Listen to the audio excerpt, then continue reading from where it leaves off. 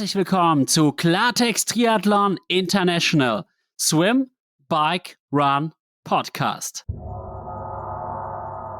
Welcome to another episode of Klartext Triathlon. I am Alexander, and today we have a very special guest, a renowned triathlete, probably the fastest female runner in triathlon with an incredible journey. Please welcome Tamara Jewett. Hello. It's so great to have you here. How are you and how was your day till now? I'm good. I am in Frankfort, Michigan for 70.3 Michigan this weekend.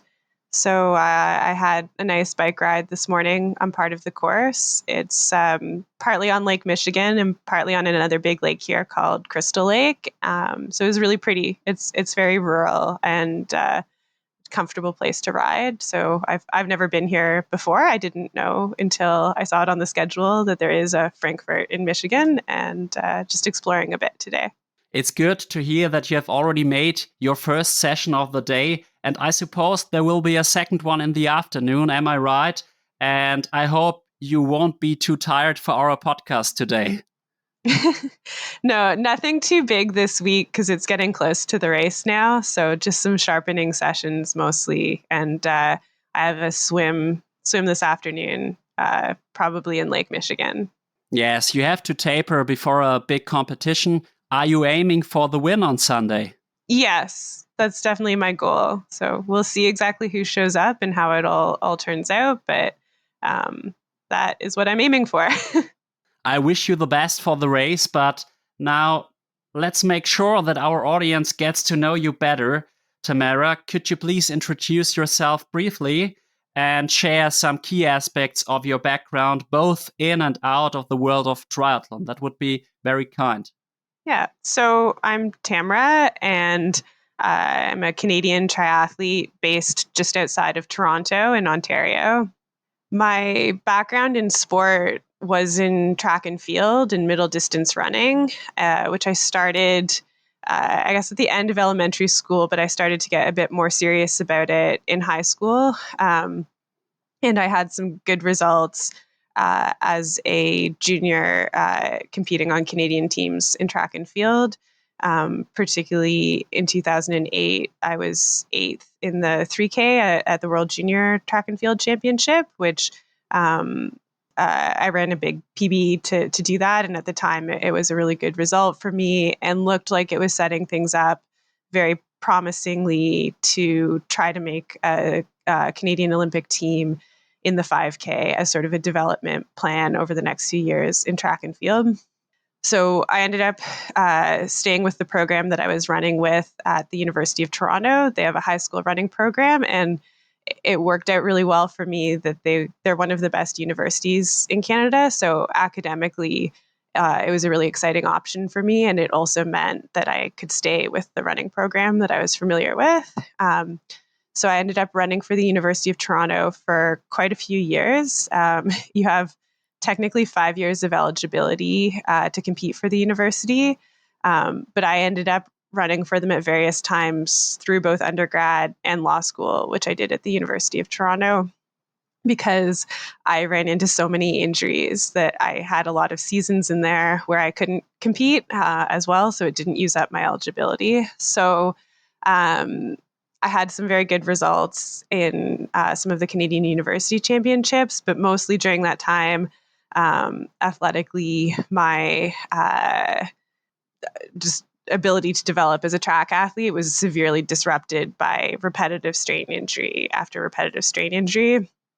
I had actually, at one point, I had deferred my, I had been accepted into the law school, but deferred my entry for a year, hoping to focus full time on track and field that year, and was injured for almost the entire year and not really able to do too much. So that was sort of my little attempt at a more serious running career, I guess. But eventually, partway through law school, I got to a point where I was injured for 18 months. I had a very bad tear in the soft tissue of my foot, and it just wasn't healing. And it wasn't clear that it was going to heal properly. So that was when I started doing more swim and bike training with my triathlon coach, who I had met through part of the running community at the university. And she really guided me back from that injury, as well as giving me some swim bike support to do. And eventually I was able to run again. And she convinced me to try doing some triathlons, and it went very well.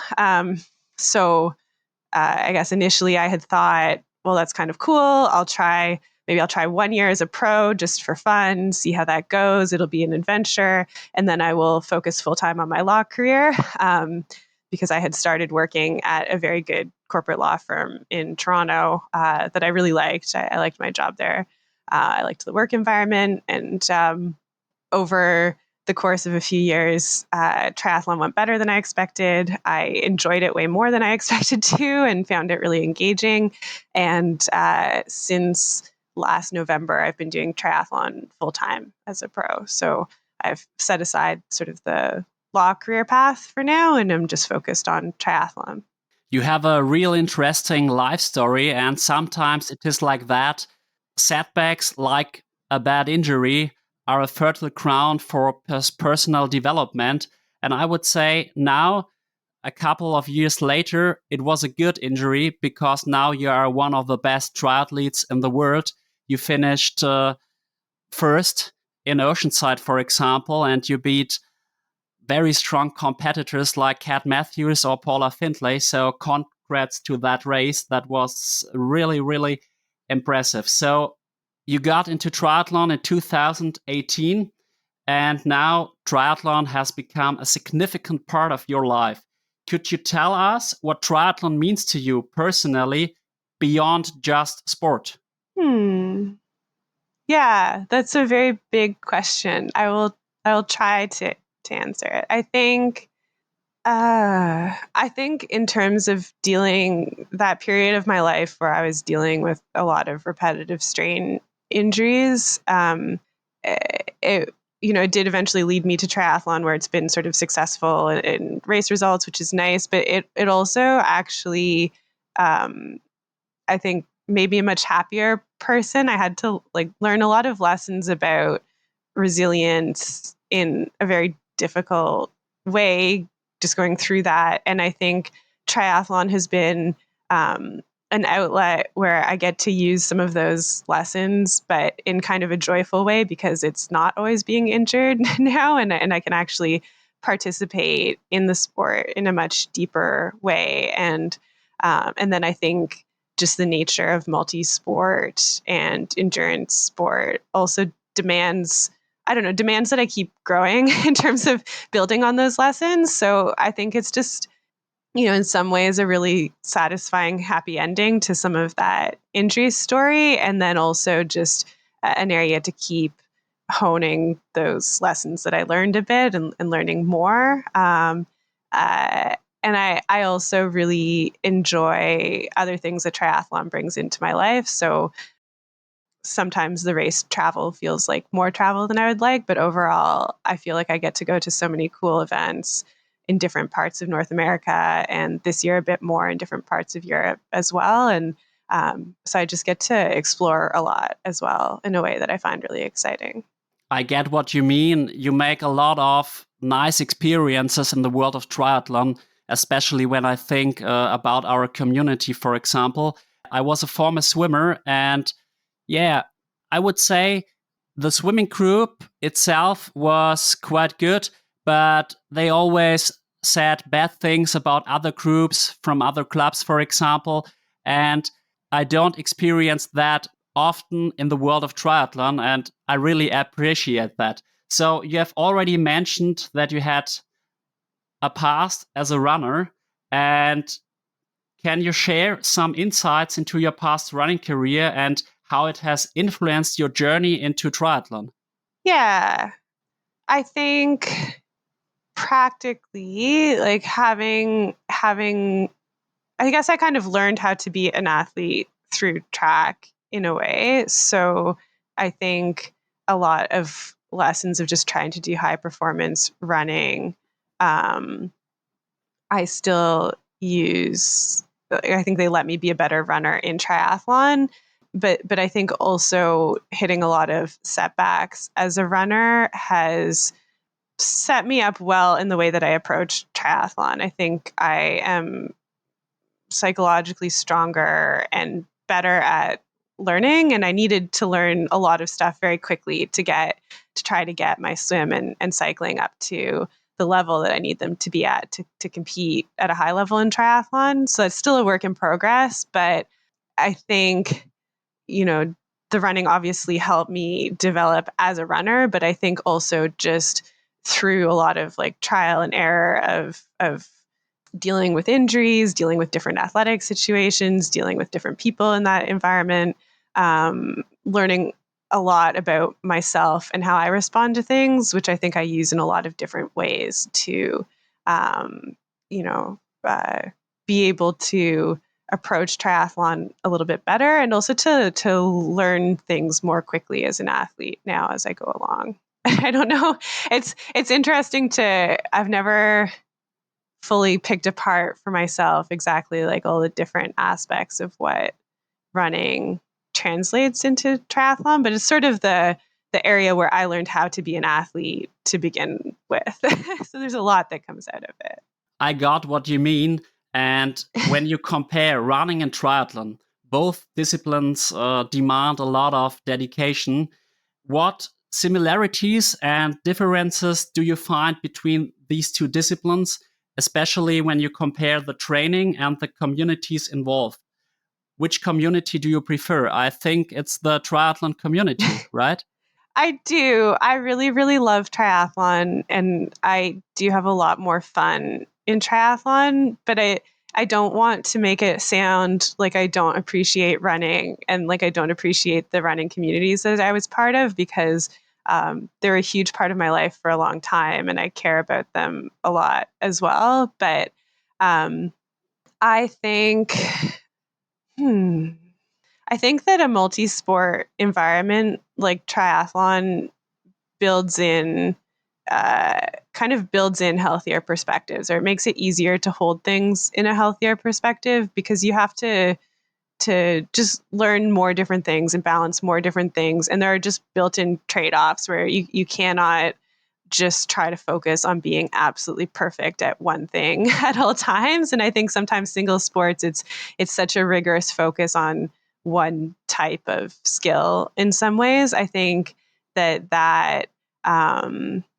I think it's just a different type of psychological pressure than the kind of enjoyment of the puzzle of trying to balance different things. And I find even just in my day-to-day training, maybe one week running is going really badly, but swimming is going really well for me that week. And so it feels like at different times I can sort of take refuge from one sport in another sport, and there's always something to learn and something to enjoy. And I think within the community, it creates room for people to shine in different aspects of it, in ways that maybe helps make it a more supportive community, because people can always learn from each other, and in doing that can also have like their place to shine, or like maybe someone else had a better bike but you had a great run that day or a great swim, and so there's just more opportunity to recognize different people's strengths in it, maybe.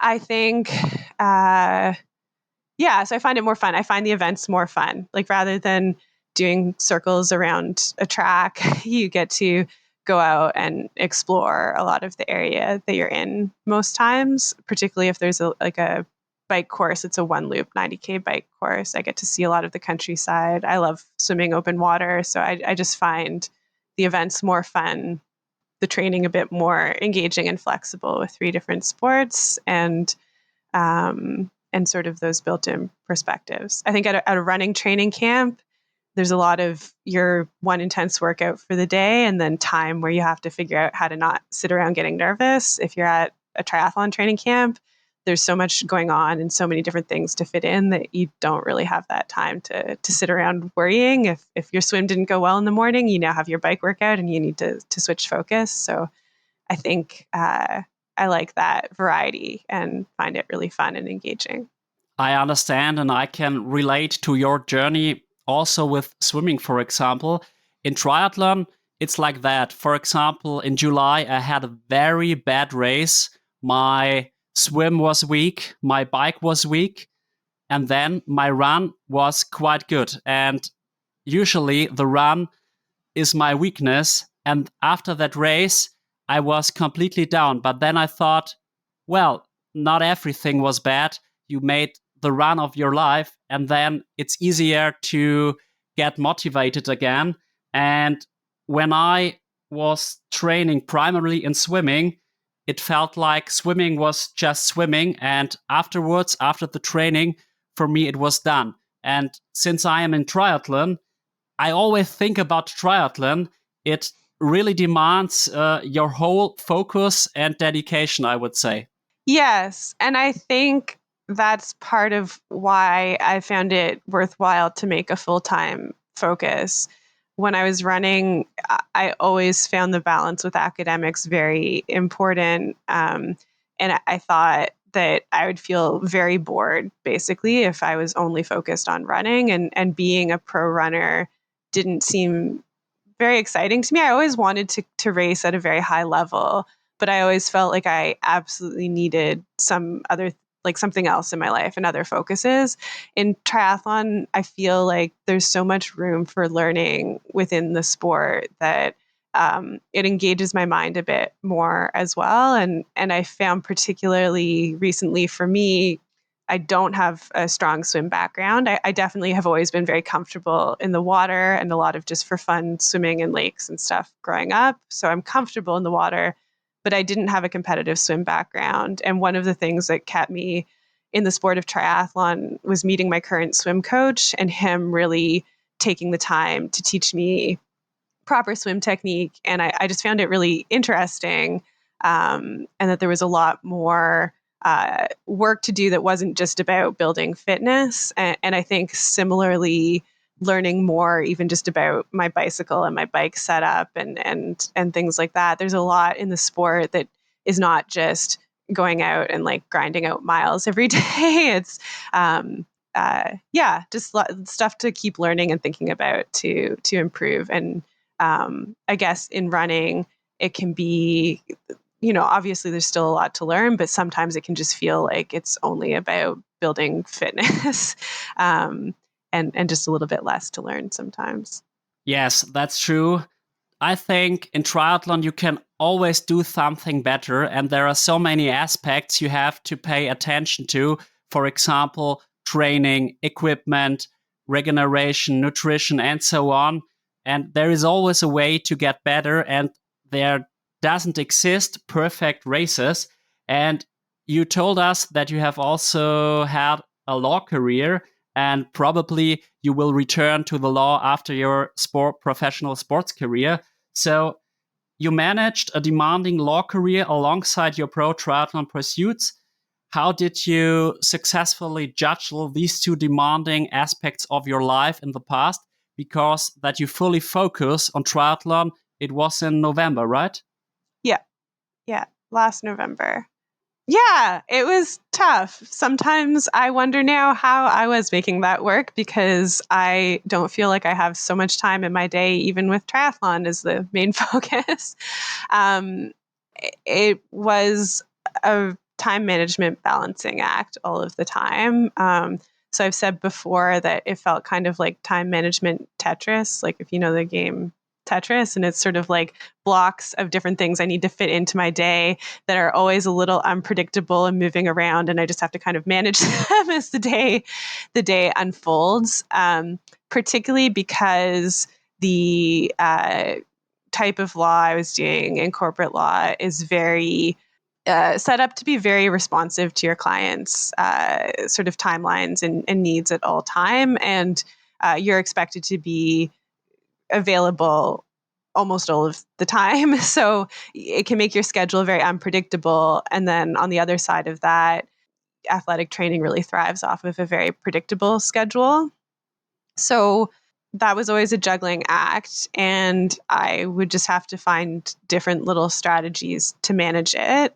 One of them was doing a lot of my training or my most important training sessions very early in the morning, because I found that I had most control over the early morning before other people were sort of getting up and getting to work, and that I would put my most important training blocks there and hope that I could get more training done in the evening, but sometimes that just wouldn't work out.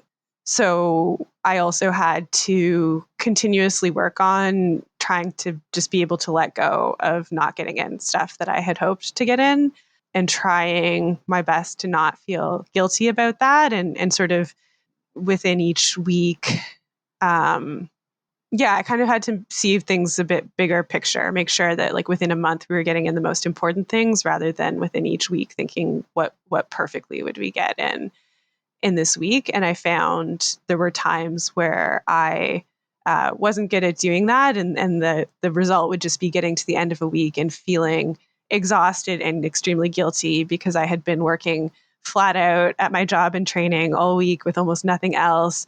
But the end feeling would be, and I just didn't get in what I wanted to or what I needed to. And I just had to learn how to let go of that and not punish myself for it, to keep energy up. But it was tricky. I would also have like a flexible day off during the week. So I would try to have one day without training, but organize the training so that I could just put that day in where I needed it. So if I got to the office and it was a crazy day at the office, suddenly, okay, that's my off day. And that sort of was a little pressure release. And then I also had to be really kind of bold about just communicating with people at the office, I guess. And the more, especially after I was there for a while and really made an effort at the front end to demonstrate that I was capable of doing very high quality work, and that I worked hard and my work was good.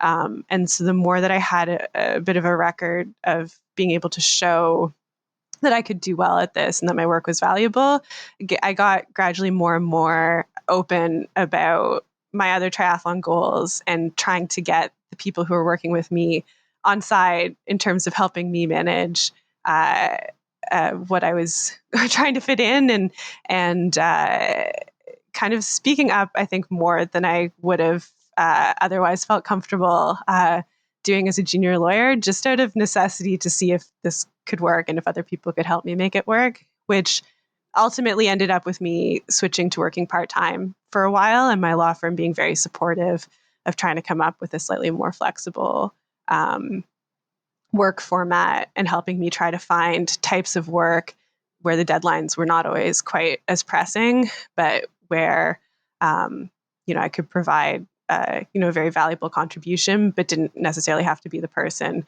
up at 3 a.m. dealing with a contract suddenly. So that's a long answer with like a bunch of different things in it, but it was really, there wasn't one key strategy. It was sort of a bunch of like different things to try to tackle the problem of how to make that balance work. I can totally see your perspective. At the moment, I'm doing a sabbatical, so it's all fine, and I can do my podcast work without any stress. But last year, I worked as a teacher. I worked in a fitness studio. I did the podcast, and I did 12 to 15 hours of training. And it was so exhausting. And after 1 week, I was just done. And without the help of my girlfriend, it would not have been possible at all. So I think it's the right choice that you fully focus on triathlon now. But do you ever find yourself missing your work as a lawyer now?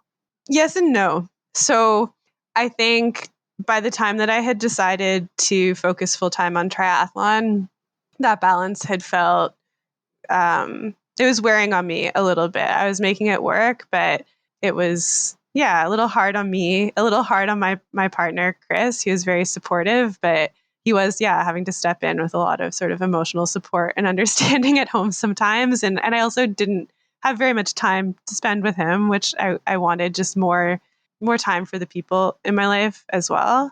And I'm really enjoying right now having the time to plan my training, to plan in a little bit more time for the people around me, rather than having all of my time just focused on making that balance work.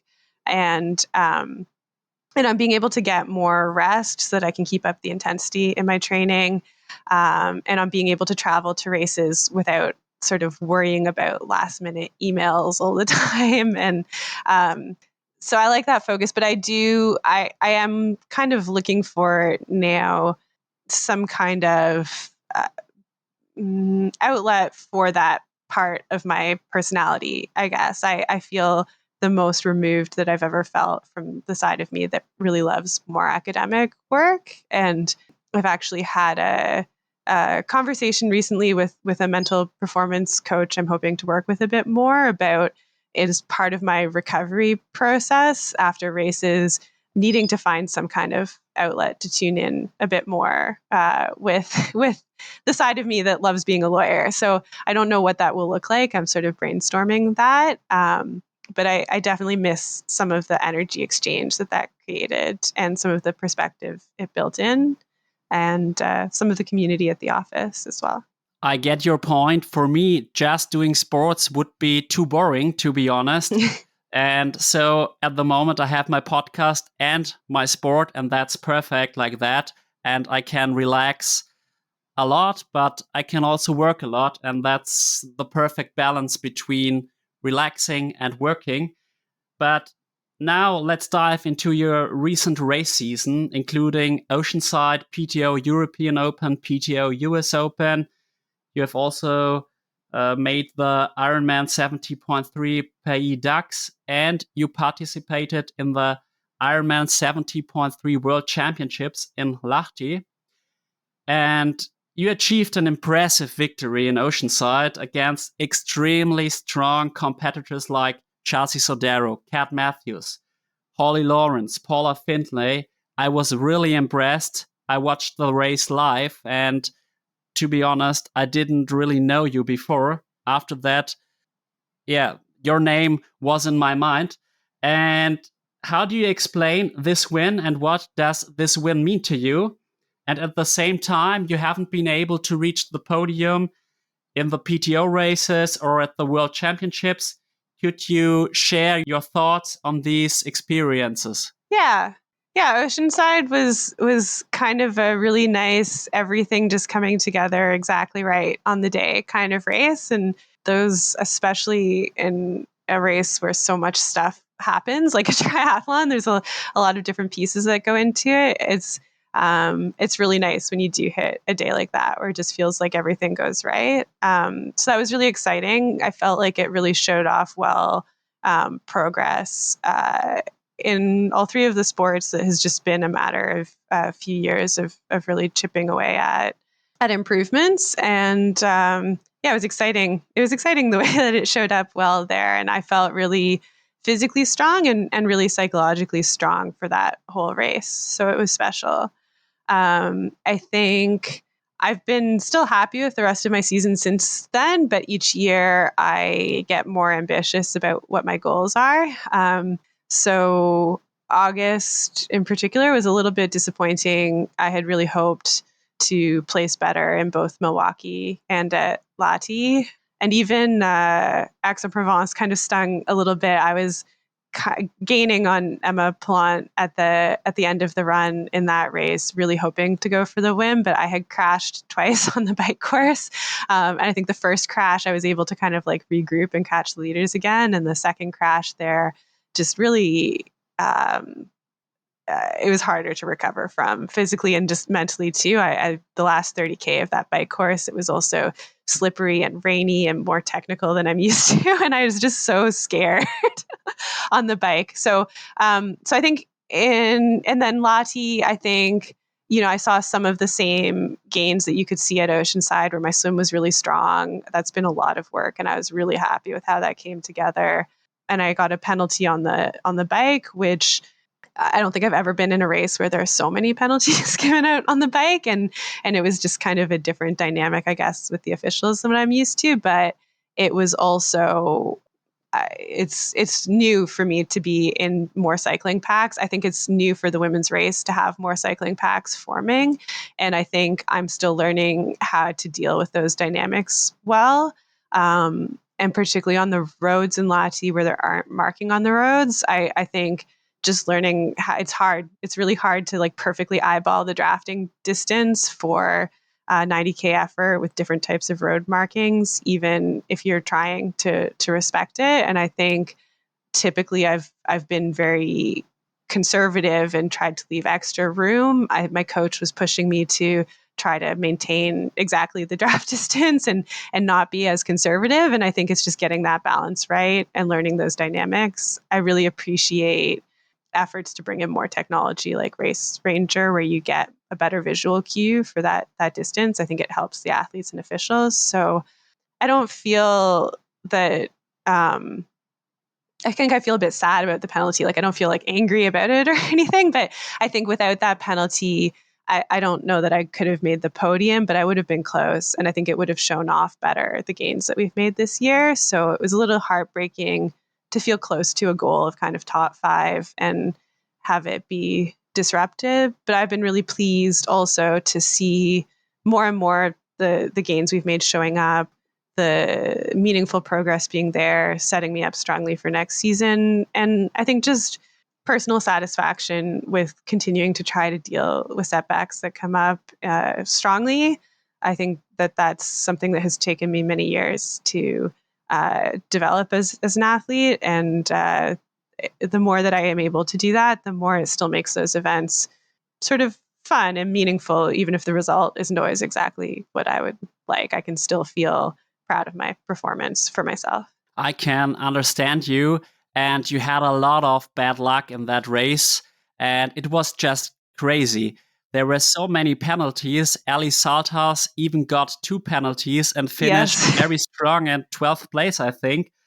And I don't understand why Ironman doesn't use the race ranger, because in PTO races, we already have the race ranger and it's just helpful. But let's talk a little bit about the penalty. Do you think that the penalty was justified? I don't know. It's hard. I think in the instant of getting a penalty like that, sometimes it's hard to perfectly judge the situation. I don't think I don't know. I don't feel that it was unfair. I think I was not trying to not respect the drafting rules. Like obviously I was trying to respect them. And I think the way that the group that I was in at the time that I got the penalty was bunching up and spreading out, and I was trying to adjust to the pace change. I do think that there was a moment where I was too close to the rider in front of me that I was trying to correct and maybe just not showing well enough or showing quickly enough to the official that I was trying to correct that. So I don't think that it was an unfair penalty, but I just think that to me, it sort of emphasizes needing to improve the process overall of how the drafting rules are enforced, both for the athletes and for the officials. And I do think that Race Ranger seems to me like, having used it in the PTO races and finding it to be really helpful feedback, seems like a good way forward for that. So I hope that it will be used more and more, because trying to, as I said, like gauge the perfect distance on the roads, where the reality is that you do get a benefit from being 12 meters behind someone rather than, like 16 meters behind them even. And so people will try to take advantage of that. And I think that you do want to be maximizing what you're doing within the rules. If Ironman thinks that they should change the rules to extend the drafting distance, like that's fine too. Like I do kind of like the PTO's 20-meter drafting distance. Even there, it's just helpful, even visually, to see the cyclist there. So to try to be more competitive, I'm trying to stay within the rules, but also make use of what the rules allow realistically.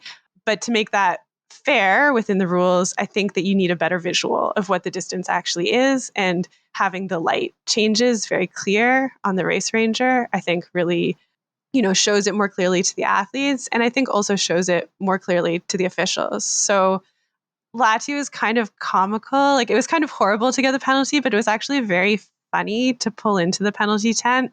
And there were 7 other athletes there, including poor Ellie, who was serving a 10-minute penalty, which I don't think I knew that you could serve a 10-minute penalty. I actually thought that you were like disqualified on your second drafting penalty. So it's good to know, I guess that's not the case, or maybe I need to go and read the rule book more carefully. But I felt so badly for her, again, for her, whether the penalties were justified or not, I don't think takes away from how impressive her performance was in terms of dealing with that psychologically and just coming back so strongly for it. And it was cool to see that. Like, I left the penalty tent shortly after her and we were riding together for a bit. And then I passed her partway on the run, and it kind of gave me strength there that she was being strong in the way that she responded to it as well. But to get into the penalty tent, and like usually in these races, I think there's maybe like 1 penalty. Every once in a while there are 2 penalties, but there were like 7 of us there.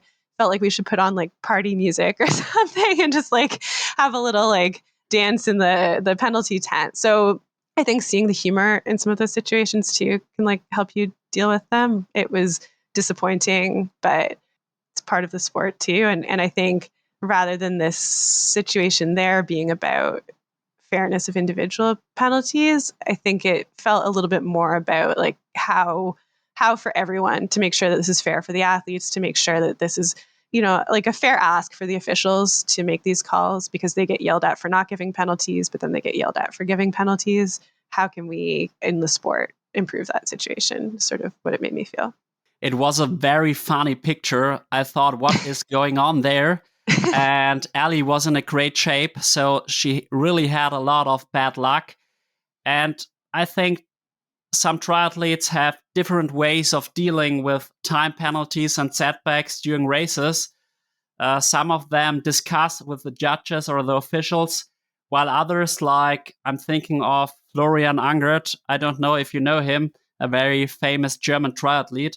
At the Ironman Hawaii, he just stayed calm and concentrated on his race, and it was so impressive for me. So can you share your experience in Lahti and how you coped with the penalty during and after the race? I think that's quite interesting for our audience. Yeah. I think I haven't been on the receiving end of a penalty that I thought was like egregiously unfair.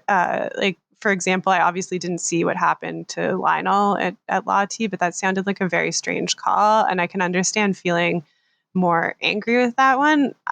When I had this one, I had a small penalty at Oceanside as well as a 30-second blocking penalty. And in both cases, I felt like I had ended up in a bike situation that was difficult for me, but I didn't feel like there had been like an egregiously unfair call or anything.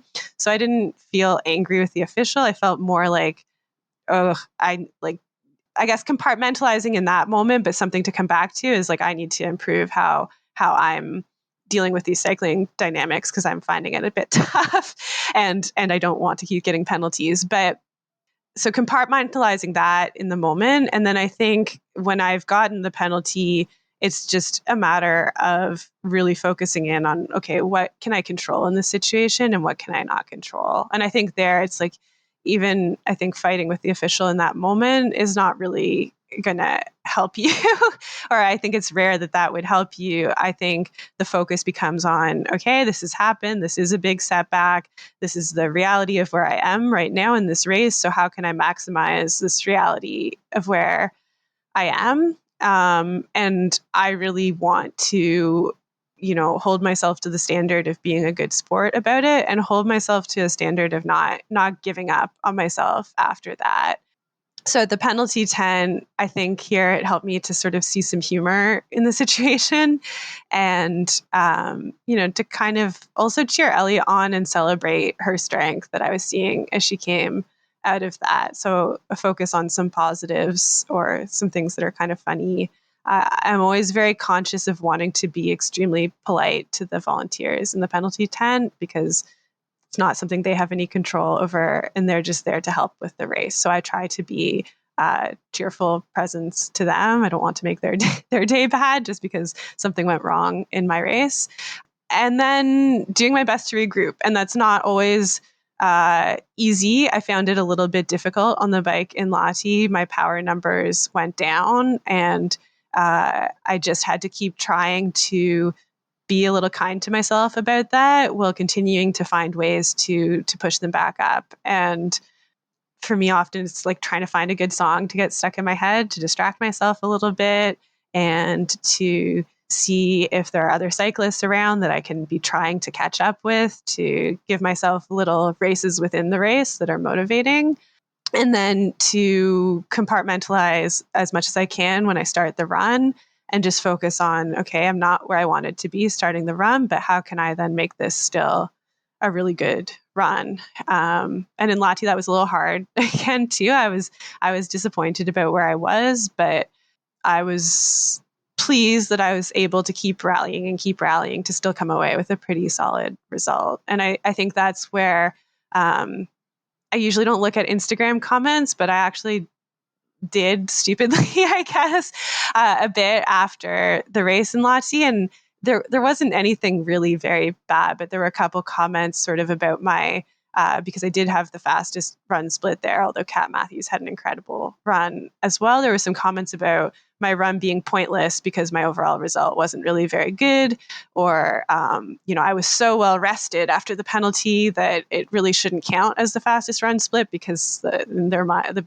mind of the person commenting the run or the penalty was an unfair rest advantage. And I think those felt really hard to see when I was very tired, especially right after the race, because for me, it had actually taken a lot out of me to try to keep pushing myself to run well when I was disappointed about where I was running to. And even to, I think, when I was trying to get at least under 76 minutes for that run, by the time that I was like, okay, fine, I'm going to dig deep and just try to do that for myself to respect my own training, I knew that I wasn't going to catch 10th place at that point. So it was kind of running to nothing from a results perspective. But personally for me, about not giving up and about trying to still maximize showing what I had accomplished in a year of training really hard for this. I think you did quite well. The most important thing is to be the first. So even if Kat was close, you were the fastest runner of the day. And congrats to that. And yes, I saw Bradley Wise discussing with the judges in Nice. And in this moment, I thought it won't help you, Bradley. Just concentrate on your race and concentrate on the positive aspects and try to do your best in the rest of your race. And so I think it's never a good solution to discuss a lot because you just lose energy and you still need that energy later, for example, on the run. And so it was quite good how you handled the situation. So in general, triathlon races can be emotionally charged. And how do you manage your emotions during races, and do they play a significant role in your performance? Yes, I think when I think about racing and athletic performance, I kind of think of physical energy and mental energy. And then there's also a bit of a category of emotional energy. And I think sometimes when your emotional energy is really strong in a race, you can perform in a way that you didn't expect to be able to, somehow just like through sheer determination, buoyed up by that kind of energy, as intangible as it seems as a source. And in terms of how to keep emotional energy strong, I think that's something I'm really thinking about going into next year. I think the ways right now that I try to keep it high are really focusing on my enjoyment of triathlon. And that's something that has been important to me in the sport, that I so far really enjoy what I'm doing. And I try to consciously make space for that during races. So even when I'm previewing the bike course, I often will pick a couple spots that I think are particularly beautiful. And I'll really make an effort during the race to, even in the middle of racing, appreciate those spots that it's just kind of a joy to be out on this bike course. That helped me, for example, in Aix-en-Provence after my second crash. Pretty shortly after that, there's a big climb. And the climb has really beautiful views of Provence in France. And I really made an effort, even feeling kind of rattled and working really hard to get up this climb, to just appreciate the view a little bit, kind of like peripherally, because I'm still very focused on my cycling, but to let myself feel that joy of like, wow, here I am in this beautiful countryside, getting to do this race, and just feeling happy about that and grateful for it. I think that really helps. I love the open water for that. I always feel a bit of like a joy of just being in a lake or some kind of cool swimming environment. So I think that is a big help. And I think also congratulating myself internally, I guess, for little successes that maybe aren't exciting to other people or don't look impressive on paper, but I know because of like all of the experiences I've been through when they are big successes or not. So, being able to rally after something goes wrong and sort of internally being like kind of even like out loud to myself, like, okay, good job, Tamara. Like this was, hard, and you did a good job with that. And that kind of validation from myself and a bit of a set of internal standards of what I want the experience to be like and whether I've lived up to that for myself or not, I think also helps. And I think I've also gotten very good at compartmentalizing, partly just through life experience and a lot of different athletic experiences. And, I'm sure partly from that experience of balancing my job with triathlon, where to just get through what you're expected to get through in the day, you have to know what you can control and what you can't, and set some things aside to just get the job done. So I think some of that compartmentalization is setting aside stuff that you do need to come back to later, but maybe now is not the right time to deal with it. And I think being able to do a good job with that part is partly just practice, like determination and practice over and over again of doing with that. So with the penalty, for example, in the moment, I didn't feel like there was anything I could do other than regrouping and putting my energy into the rest of the race that would help. After the race, then it's the time for a conversation with my coach about what happened in those dynamics. How can we improve how I'm dealing with different dynamics in group cycling? Maybe there's a bigger discussion with other people involved in the sport about ways that we can make the enforcement better for everyone, but those are not things I'm going to solve in the middle of the race. So those are, set this aside for after the race things, to not waste any energy on them while I'm racing. You are absolutely right, and it is very important that you enjoy what you're doing. For example, if you're doing pro triathlon, you have to enjoy that. As I was a swimmer, I got in touch with pro athletes too, and many of them always told me, oh, I'm not motivated to swim anymore. It's so boring. And so with this mentality, you cannot have success. And so I think you're quite on the right way. And at the moment, we also have many highly competitive race organizations like PTO, like Ironman, like Challenge Family. In this year, you participated in PTO and Ironman races. And so, do you have a preference, or how do you prioritize between them, between Ironman races and PTO races? And what do you enjoy more about each?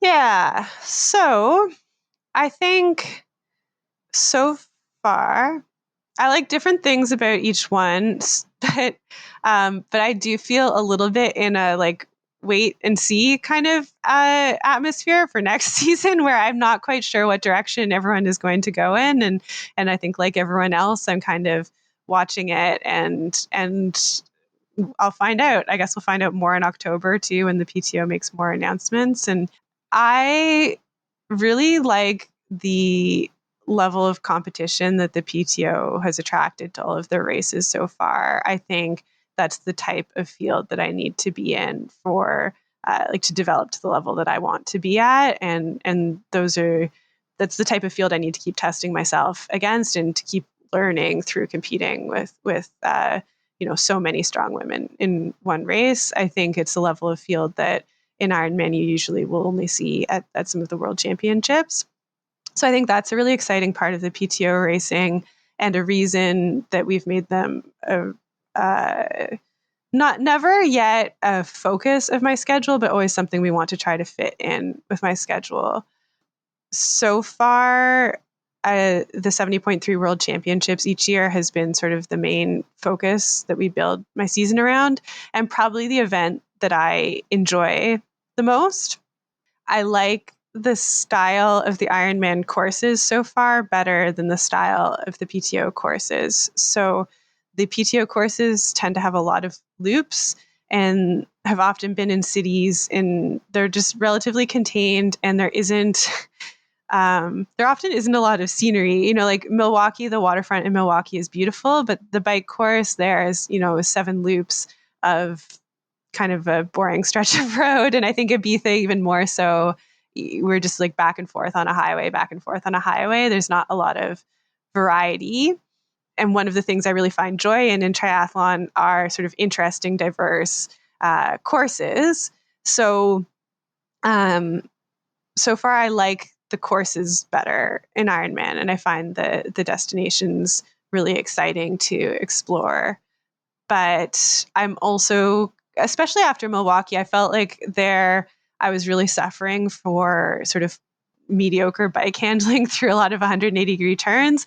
And that was making me feel kind of interested in improving that. I think whereas the year before in Dallas on a similar course, I had just kind of felt a little fed up with the course. I think after Milwaukee, I felt more like curious about, okay, I think we need a process now of learning how to compete well on the bike on a course like this, and that can be interesting. So I'm not feeling totally down on it, but I just have really enjoyed some of the different longer bike courses with more elevation changes and things like that in the Ironman courses. I like in Ironman the focus on having an age group field there as well. And I know some of the PTO races do have an age group field, and that has also felt really good, particularly the Canadian Open last year in Edmonton, partly because I'm a Canadian athlete, and so I know a lot of the age groupers going to that race, but people were so excited to be there and to have so many pros there. And I feel like that kind of built-in excitement from people who are a bit knowledgeable about the sport and participate in it themselves is a really cool thing to have as a pro. I think people shouldn't take that kind of on-site age group fan base for granted. It lends a really, to me, positive atmosphere to the whole thing. And I do think, at least right now in Ironman racing, that is kind of more of a focus, and the interaction between the pros and the age group athletes, as the pro field being there partly as sort of inspiration for people who are excited about the age group race.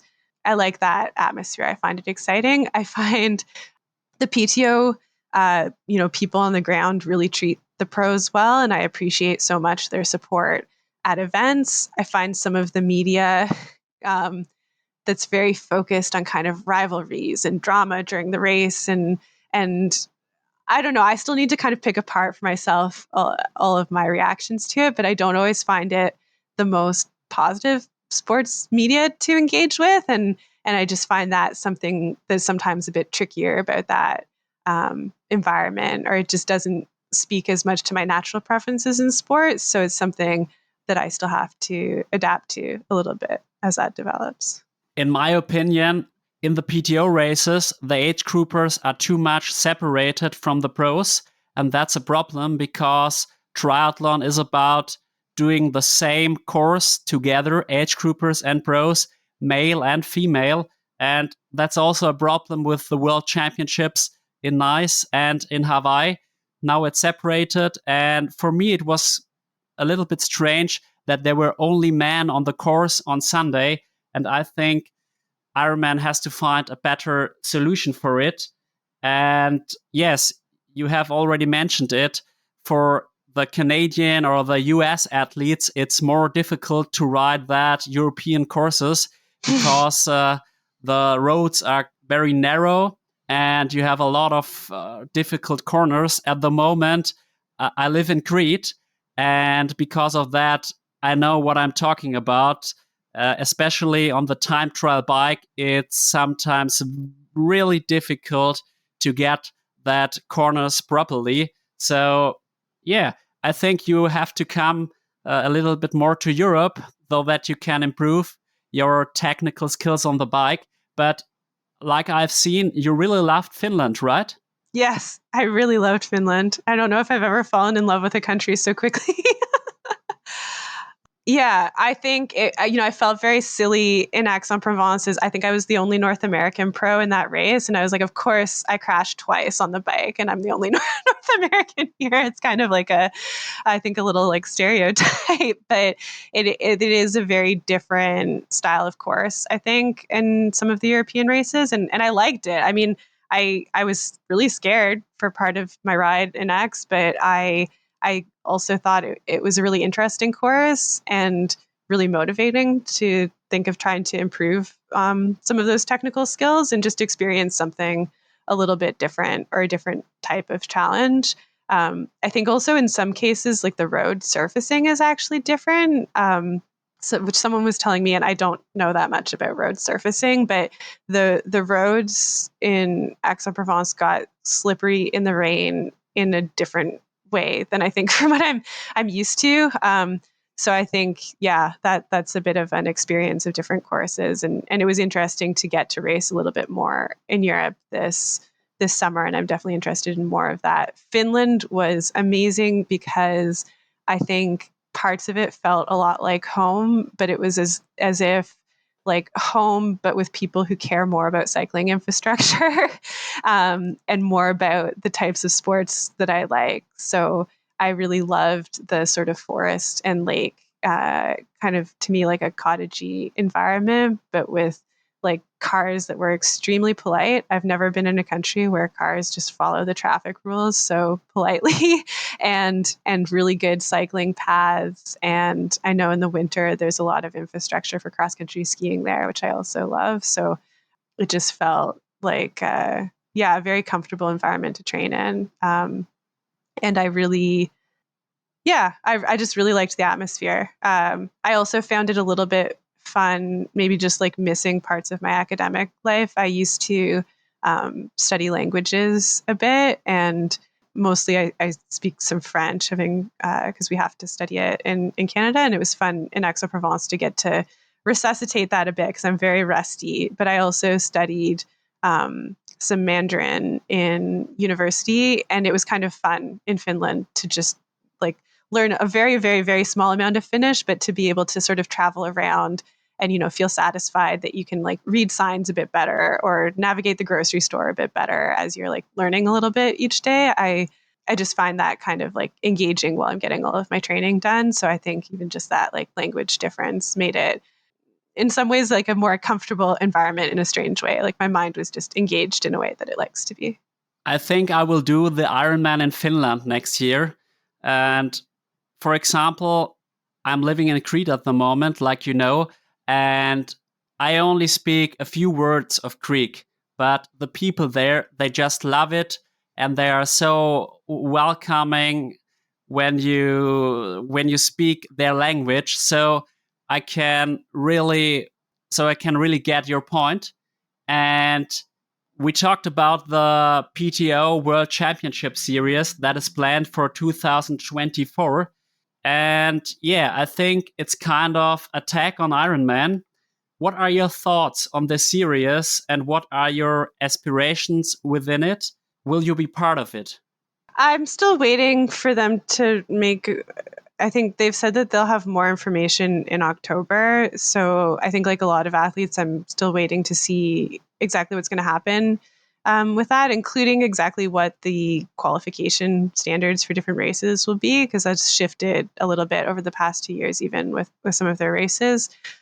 So I feel like open to the concept, but I don't know yet what it'll look like. So I think I'll have a better sense of that like in later this fall. Right now, my plan is still for 70.3 Worlds in New Zealand next year to be a big focus again. There are some races that I feel really excited about on the Ironman schedule. Like I always 70.3 Mont Tremblant is the only Canadian pro race usually on the 70.3 schedule. So being there is always really exciting for me. And I think it's just a big event for the triathlon community in Canada that I care a lot about.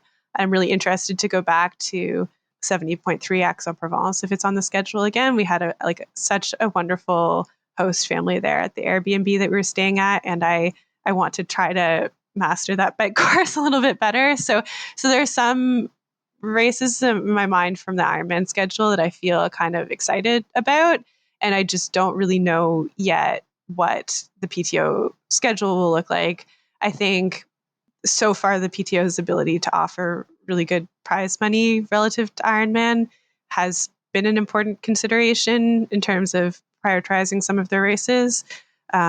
It's not quite as good this year as it was last year, but it makes it easier to get to their events sometimes and to try to contribute to making a living from the sport, which I appreciate. And I really, really like the level of competition that they've been able to pull out. And so if that continues to be some of the best fields, I feel that to develop well as an athlete, I really need to keep trying to throw myself into the best fields that I can get into to experience really high level competition. If you know the German guy, Freddy Funk, he told us that doing Ironman 70.3 races is better for him because he could gain more money and it's more attractive for his sponsors. That was very interesting because you always hear about the high prize money at the PTO races. I would say the idea of a long distance world championship series is quite good, but I also have one problem because for me, long distance, that's the Ironman distance, Mm-hmm. And for me, that's not a real champion for the long distance. That's more like a champion for the middle distance, to be honest. Yeah, it is interesting.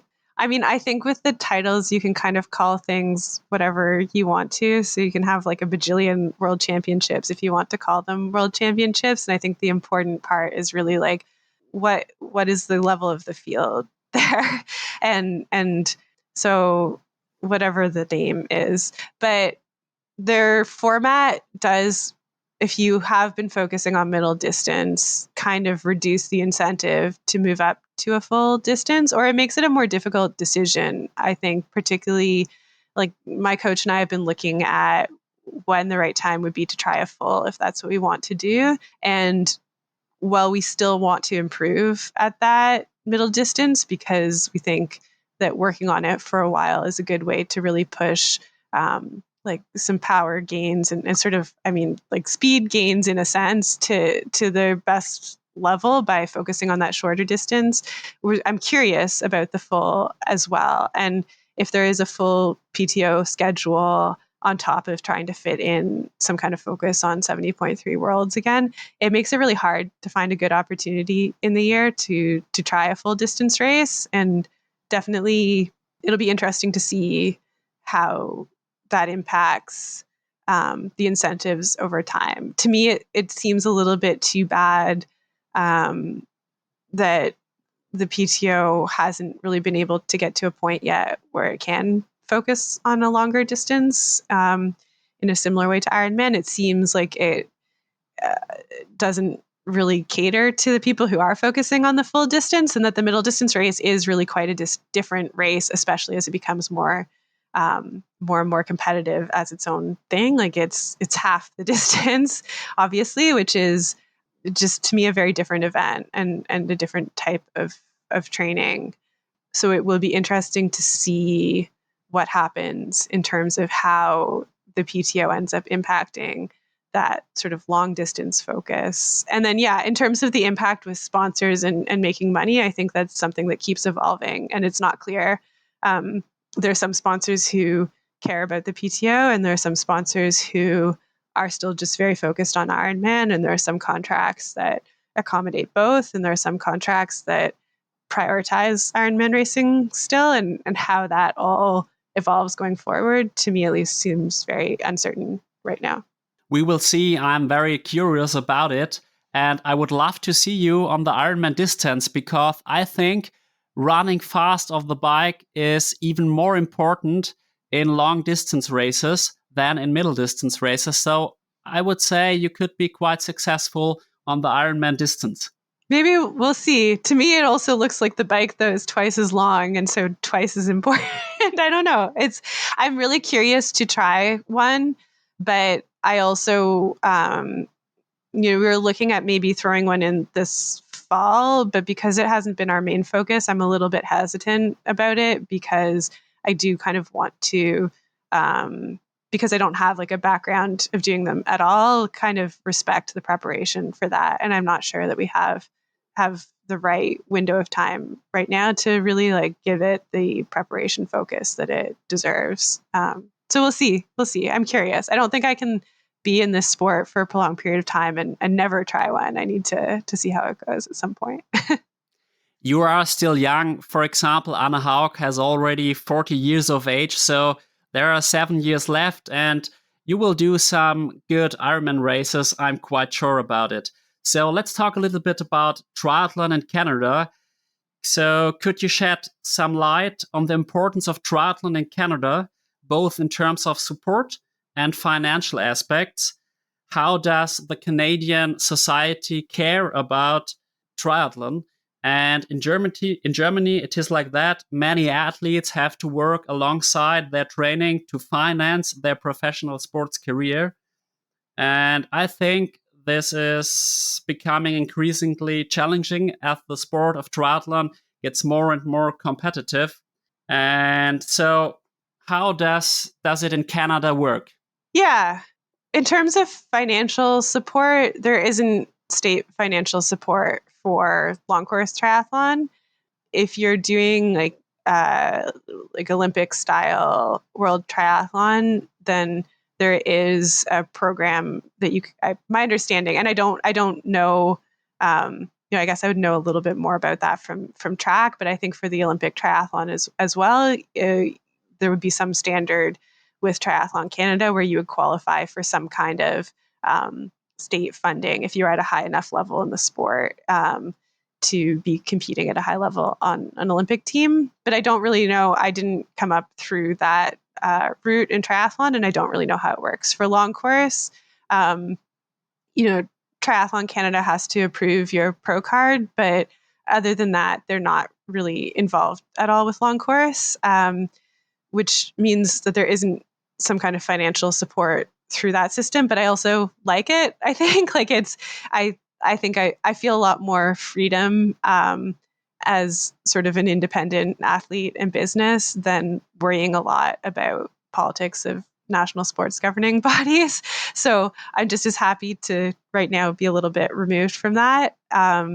Provincially, Triathlon Ontario actually for developing long course athletes provides like a very, very, very, very small amount of support, but I kind of appreciate that they've made an effort at all. It's, just a couple $1,000s a year. And I think you have to be 30 or under. So it's not enough to like make a living, but it's enough to help with equipment and stuff like that. And I just think it's cool that they've taken some initiative to support the sport in that way, in sort of a small way that they can try to.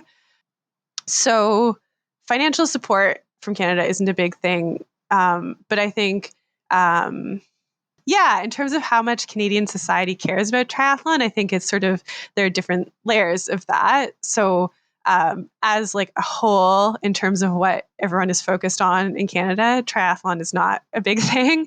But I think there's a really, really enthusiastic and strong and supportive triathlon community within Canada.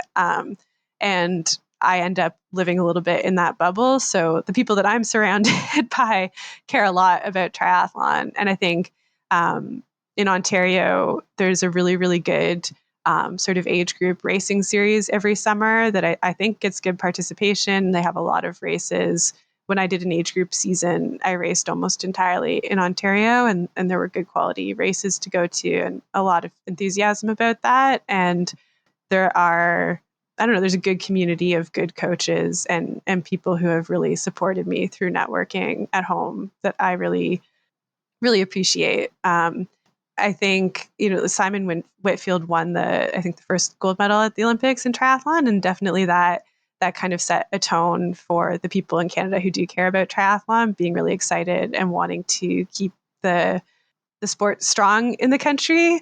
But once you go outside of that community, I even have a friend who, after Oceanside, I was having dinner with her and I was like, oh, Simon Whitfield congratulated me on my race. Like, that's really cool. And she was like, who is that? So, it just depends who you're talking to in terms of what people are focused on. So I think having a really strong triathlon community is different from the whole society being really focused on that sport. It's quite similar to Germany. The pro athletes don't get money from the state or something like that. They have the freedom, but sometimes it's very difficult. For example, the second host of my podcast, Sebi and I, he's a pro triathlete and he has to work as a teacher as well. And so he's very often stressed and he cannot relax enough. And that has also some negative aspects on his performance in the races. And I think that should change a little bit. But in the last couple of years, triathlon had more importance in Germany. But when I talk to people that don't know triathlon well, they perhaps know Jan Frodeno. And when I tell them, do you know Sebastian Kienle or Patrick Lange, then it's already difficult for them. They only know Jan Frodeno because he is so famous in Germany now. But yeah, let's see. I think that the world of triathlon is growing all the time. And I hope that this will continue in the next couple of years.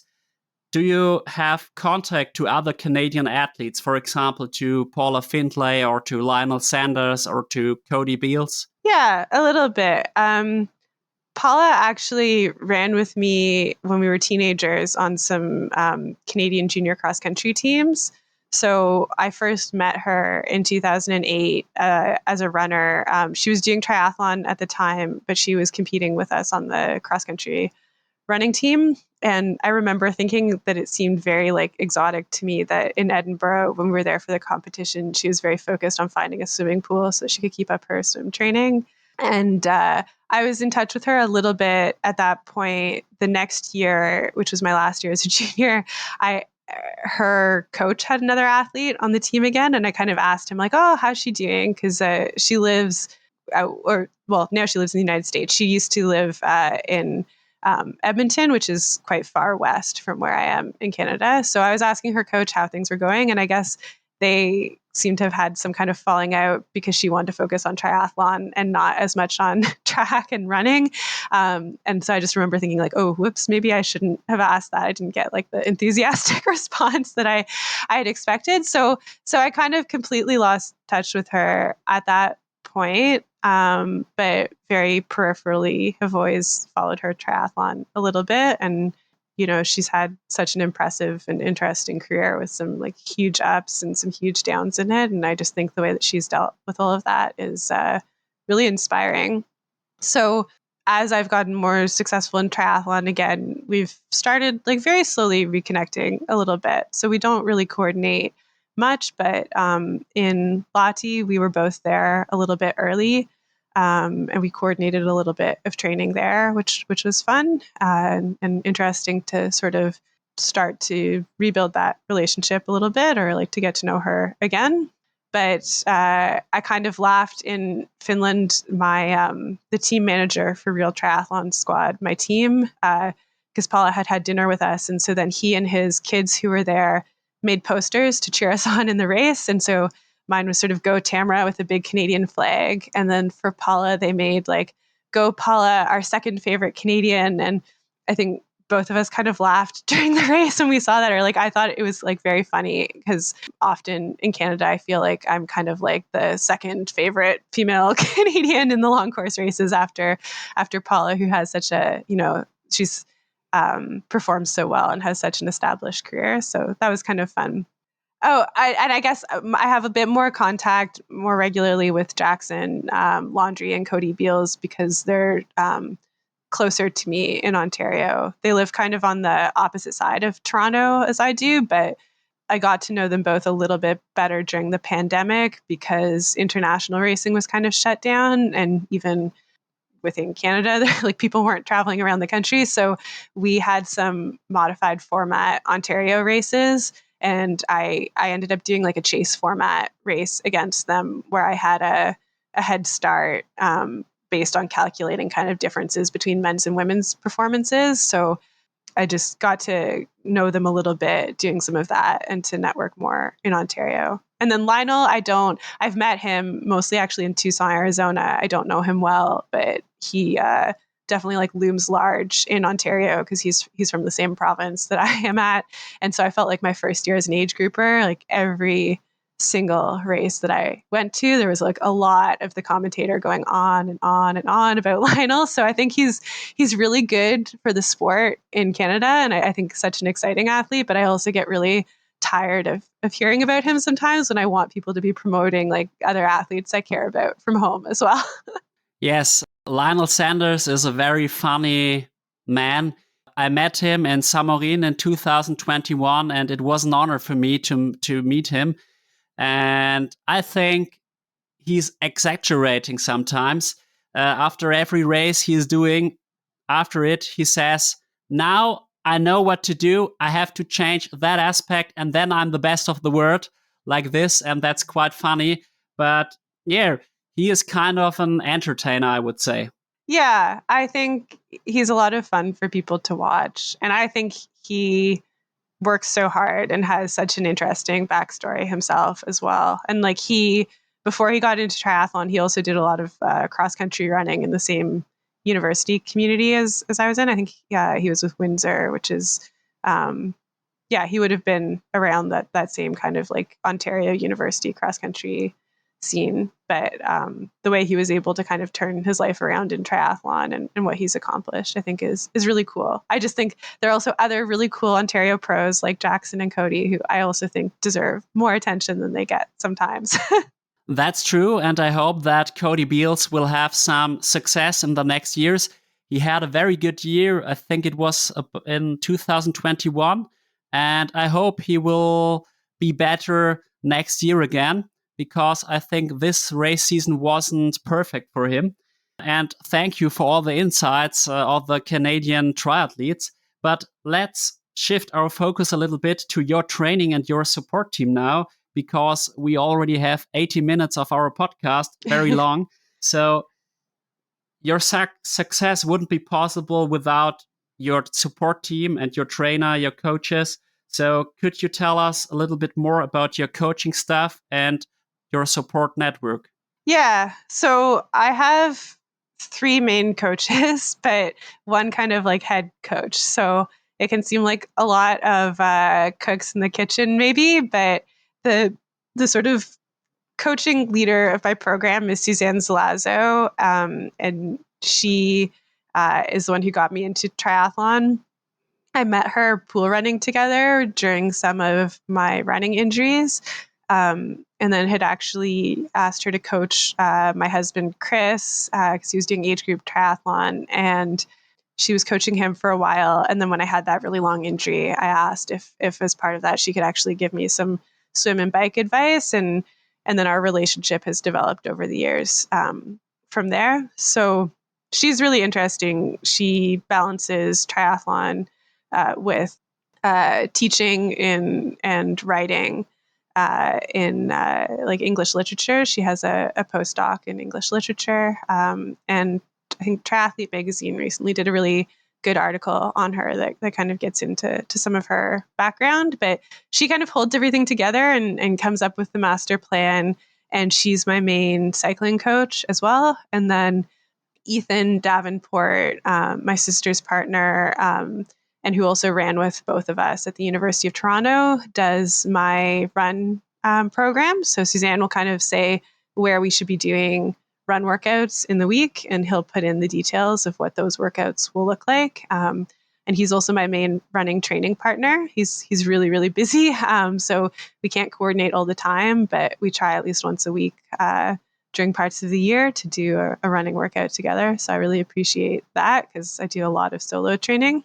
And then in 2020, I met Miguel Vidillo, who is my swim coach. And similarly, Suzanne says where we should do the swim training and in the week. And then Miguel puts in the details of those workouts. And I I also go to in-person sessions that he coaches, and with another Ontario triathlete, Kristen Marchand, who is crushing me in the pool right now.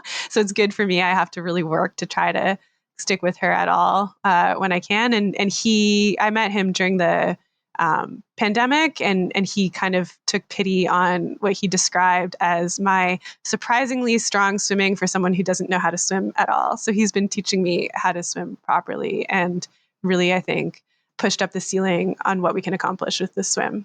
I think you already made some big improvements in your swim. And every athlete has favorite training sessions. Could you share some of yours and explain how they have contributed to your success? I think it's hard to pick a specific favorite training session. My feelings about different training sessions varies a lot, including on which sport I'm enjoying at a time. It just kind of shifts.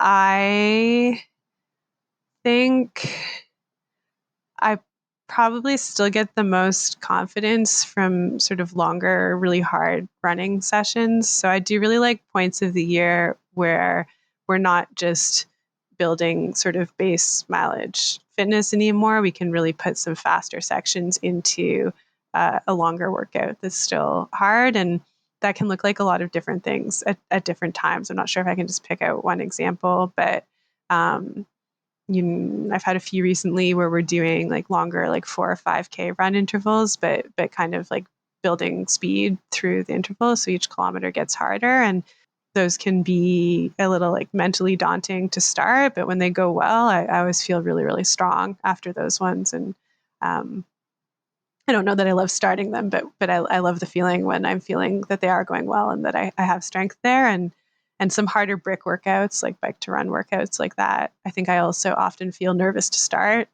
But when they start to go well during the workout, that's kind of when I know I'm really fit during the year. And so that's very confidence building. It's quite interesting. In my triathlon career, tis like that. Sometimes I just love swimming. Sometimes I just love cycling. Sometimes just running, and it changes all the time. So that's quite similar to you. And controversially, are there any sessions you particularly dislike? Sessions that I particularly dislike. I had seen this question and thought of an answer, and now I'm forgetting what I had come up with for not liking. I think it's also hard to pick because like I like different things at different times. So something that I might hate in one week, maybe the next month is sort of what I'm craving in my training. And I like that variety. But I know what I had thought of. Okay.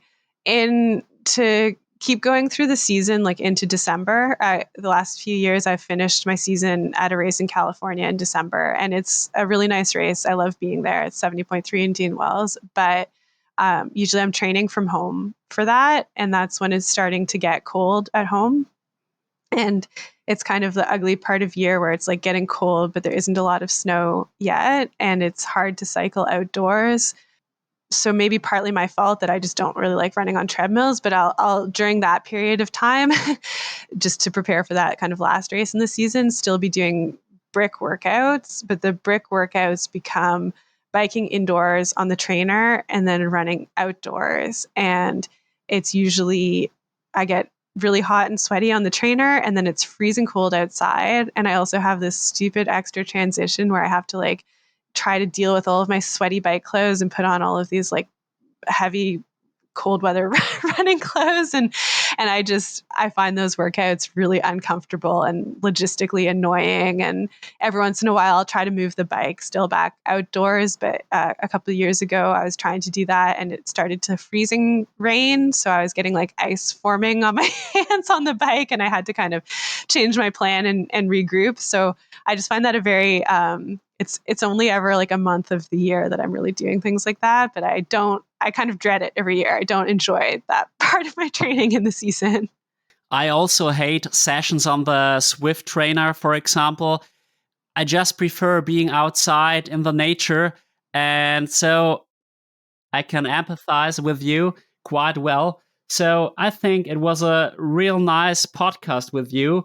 And thank you so much, Tamara, for sharing your incredible journey and giving us some insights. It's been a pleasure having you on Klartext Triathlon, and we wish you all the best for the upcoming race in Michigan, I would say.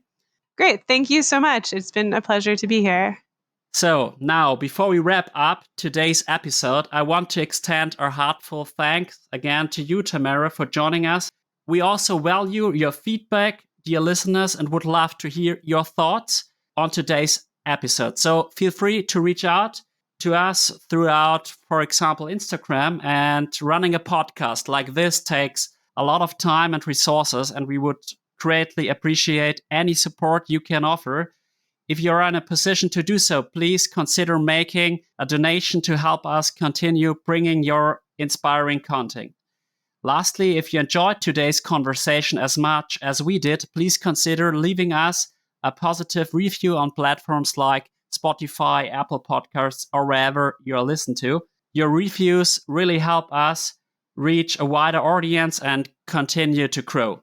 Thank you for being a part of our podcast community, and we look forward to bringing you more engaging content in the future. Until next time, take care and stay inspired. See you, Tamara, and all the best for the future. Perfect. Thank you so much.